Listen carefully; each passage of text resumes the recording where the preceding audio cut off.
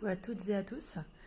Alors aujourd'hui, on se retrouve pour une nouvelle vidéo et j'ai envie de vous parler de l'argent dans le couple, donc par rapport au budget. Donc les couples qui ont un compte joint ou alors comment répartir la participation aux charges. Voilà, c'est plus ça. Au sein d'un couple, si on a des revenus différents, comment est-ce qu'on va participer, à quelle hauteur on va participer aux charges du foyer, donc pour payer le loyer, l'électricité, toutes les choses qui sont en commun finalement. Donc moi je vois trois manières de procéder. Donc la première façon, hop, on va prendre du vert, hein. J'ai pris les crayons de mon fils. Alors du coup, déjà ça va être, quand on a un compte joint, quelle somme mettre? Alors quelle somme mettre sur le compte joint? La première solution qui viendrait tout de suite à l'esprit, c'est faire 50-50. C'est-à-dire que si j'ai des charges à hauteur de 1000 euros, on va contribuer à hauteur de 500 euros chacun. Sauf que là, on va dire que c'est égalitaire, mais est-ce que c'est équitable? Donc par exemple, différence de revenus, on va dire que le premier conjoint, donc madame ou monsieur, on s'en fiche, hein, touche 2000 euros. Et le deuxième conjoint va toucher 1000 euros. Si on fait 50-50, ça veut dire que chacun paiera 500 euros. On est d'accord? Mais 500 euros pour la personne qui touche 2000 euros, ça représente 25% de ses revenus. Tandis que pour la personne qui touche 1000 euros, ça représente 50% de ses revenus. Donc là, c'est un système, donc la participation est égale, mais le taux d'effort n'est pas le même. Donc ce n'est pas équitable. Voilà. Donc ça, c'est une première solution. Il y a des couples qui fonctionnent comme ça. Chacun fait comme il veut. Mais c'est vrai que si on raisonne voilà, en termes de taux d'effort, bah, ce ne sera pas le même. Donc après, soit on ne prend pas en compte les revenus, la différence de revenus, et on se dit, après tout, moi, si je gagne plus ou si je gagne moins, ça n'a pas d'importance. Nos charges, voilà, on vit tous les deux dans le même logement, on consomme la même chose en nourriture, on consomme la même chose en électricité, donc on paye 50-50. Voilà, c'est légitime, hein. Mais il y a d'autres couples qui vont pas fonctionner comme ça. Donc ça, la première solution, le 50-50. Au moins, il n'y a pas d'histoire, hein. Chacun contribue, on va pas dire, tu as utilisé plus d'électricité que moi, tu payes plus. Après, du coup, la deuxième solution, ça va être participer proportionnellement à ses revenus. Punaise, l'orthographe, je ne sais plus, on va écrire comme ça. Ça va être proportionnel. Donc là, ça veut dire que on va toujours partir de charges fixes. Donc charge fixe, 1000 euros. Donc là, si on dépense proportionnellement, on va participer à hauteur de 33% chacun. C'est-à-dire que le petit 1 qui gagne 2000 euros, si on fait 33% de 2000 euros, ça va nous donner environ 667 euros. Et le petit 2 qui gagne 1000 euros, fois 33%, ça va nous donner environ 333 euros. Donc là, celui qui gagne plus, donc va participer à hauteur, donc il gagne 2 fois plus, donc il va participer à hauteur de 2 fois plus aux dépenses fixes du couple. Donc là, finalement, c'est un système qui serait équitable, donc toujours par rapport aux revenus. Donc là, c'est vraiment vous, votre couple, comment vous concevez les choses, votre vision de l'argent, votre vision de la vie à deux, moi, personnellement, c'est vrai que je serais plus dans le deuxième cas. Parce que pour moi, quand on est un couple, finalement, on ne gagne pas 2000 plus 1000. On ne fait qu'un et on gagne 3000. C'est beau ce que je dis. Pour moi, c'est vraiment ça un couple.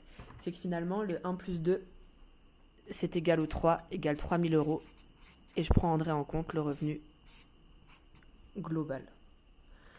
Voilà, donc comme je vous dis, là, c'est vraiment votre vision du couple, c'est la confiance que vous avez en votre conjoint, c'est votre vision de l'argent, votre vision de la vie à deux. Moi, je sais que ça me gênerait si je gagne deux fois plus. Euh, ouais, je ne sais pas. Au début, je sais que moi et mon conjoint, on fonctionnait comme ça, on mettait moitié-moitié, mais c'était pas mon conjoint. Et à partir du moment où on a eu un compte joint, donc on n'a pas fonctionné ni au 50-50, ni de façon proportionnelle, je vais vous montrer une troisième solution. Parce que c'est vrai que là, finalement, il n'y a pas forcément besoin de conjoint. Il suffit de faire un calcul. Voilà, si tout est prélevé sur mon compte, mon conjoint me donne 50% de ce qui est prélevé, ou alors à hauteur de l'effort.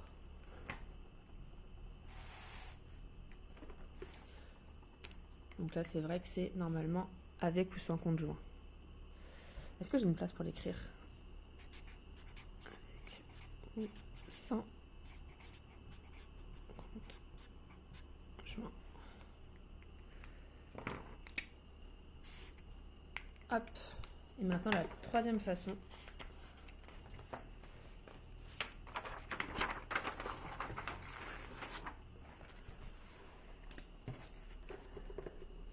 Ça va être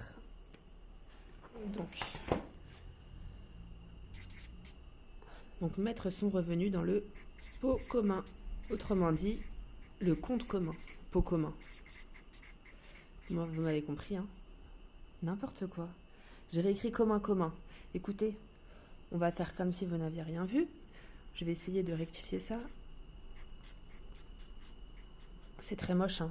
C'est très moche, mais qui n'a pas fait d'erreur? Donc le compte commun. Et là, on va pas définir de partage, on va pas définir de somme. Moi, je fonctionne comme ça actuellement, c'est-à-dire que, voilà, imaginons je gagne 2000 euros. Si j'ai envie de garder 300 euros pour moi, je mettrai 1700 euros dans le pot commun. Pareil, si mon conjoint gagne 1500 euros et qu'il veut garder pour lui 400 euros parce que pour son perso il en a besoin, dans ces cas-là, il mettra 1100 euros dans le pot commun.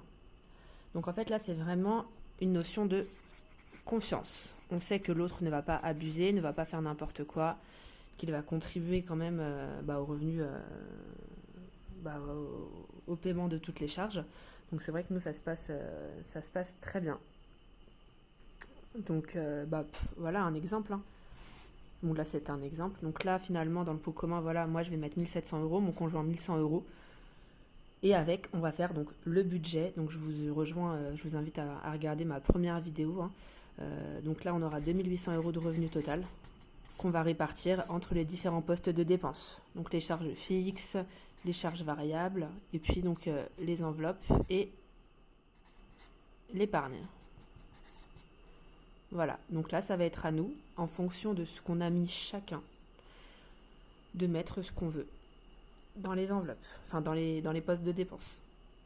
Et là je répète, pour ça il faut vraiment avoir confiance. Si vous êtes avec quelqu'un qui est avare, qui aime beaucoup l'argent, qui va mettre seulement, au lieu de mettre 1100 euros dans le pot commun et garder 400 euros pour lui, s'il va mettre que 400 euros dans le pot commun, ne faites pas ça avec cette personne, clairement. Faites du 50-50, faites du 50-50 ou alors du proportionnel, mais ouais, j'insiste vraiment sur cette notion de confiance financière en l'autre. Donc voilà, là je vous ai exposé les 3 façons de gérer son argent en couple, avec ou sans conjoint, donc selon moi. Après, bon, bien sûr, là c'est dans le cas où les deux travaillent. Après, s'il y en a un qui ne travaille pas, là c'est autre chose.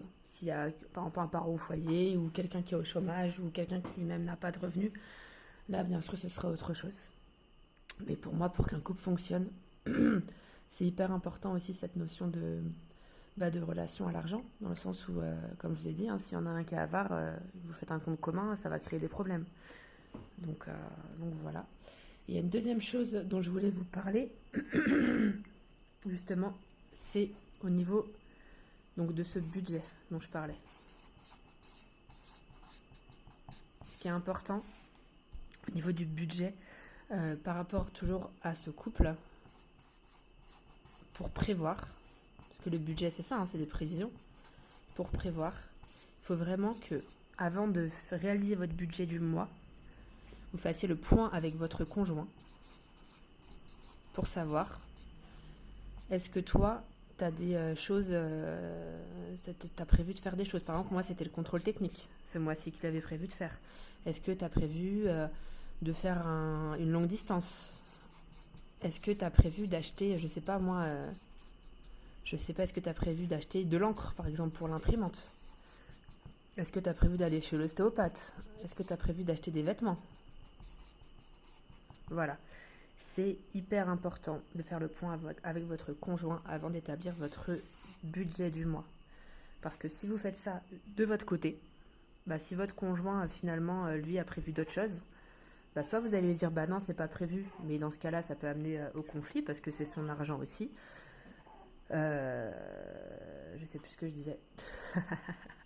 Donc soit ça peut amener au conflit, soit ça va complètement déséquilibrer le budget, voilà. Donc c'est hyper important si on veut respecter le budget et préserver son couple. Donc respect, budget, plus couple, ok. Voilà. Donc là c'était une petite vidéo parce que je trouve ça super important. Parce que c'est vrai que quand on fait nos petites fiches de budget, on part directement du revenu. Donc ok, c'est bien de voir combien on gagne, mais finalement cette somme elle correspond à quoi? Est-ce qu'elle correspond, enfin pour les personnes qui veulent faire leur budget, voilà, est-ce que ça correspond à la moitié du revenu? Est-ce que ça correspond donc à la façon proportionnelle? Est-ce que ça correspond à une somme qu'on va mettre de façon aléatoire? C'est ça en fait, compte comment j'aurais pu mettre aléatoire.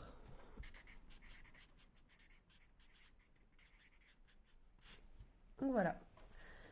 Donc merci beaucoup à tous d'avoir suivi cette vidéo. Puis j'espère que vous allez bien. Je vous ai même pas dit ça en début de vidéo, que votre santé, votre argent, votre famille, tout se passe bien pour vous. On se retrouve prochainement pour une nouvelle vidéo. Et vraiment, n'hésitez pas à commenter. J'aimerais bien avoir vos avis. À commenter, à liker et puis à vous abonner si ça fait plaisir. Désolée, je dis beaucoup de... faut que je m'entraîne. Je vous souhaite une bonne journée à tous et à bientôt pour une nouvelle vidéo.